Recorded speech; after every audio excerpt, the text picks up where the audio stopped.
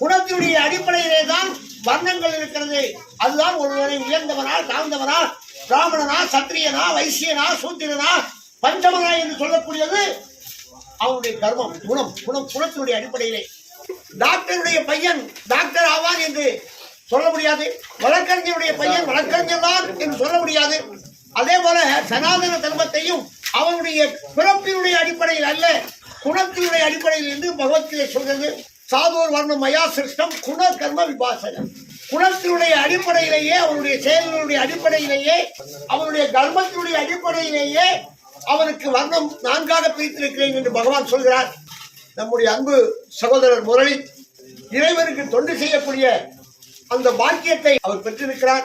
பூவோடு சேர்ந்து நாரும் மணப்பது போல பகவத்கீதை சொல்லக்கூடிய வகையிலே குணத்தினுடைய அடிப்படையிலே உயர்ந்தவனாக, குணம்தான் ஒருவனை உயர்ந்தவனா தாழ்ந்தவனா என்று முடிவு செய்ய வேண்டும் என்று பகவத்கீதை சொல்கிறது. பிறப்பினுடைய அடிப்படை அல்ல, குணத்தினுடைய அடிப்படையிலே குண கர்ம விபாசக.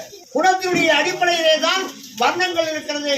அதுதான் ஒருவரை உயர்ந்தவனா தாழ்ந்தவனா, பிராமணனா சத்திரியனா வைசியனா சூத்திரனா பஞ்சமனா என்று சொல்லக்கூடியது அவனுடைய கர்மம், குணத்தினுடைய அடிப்படையிலே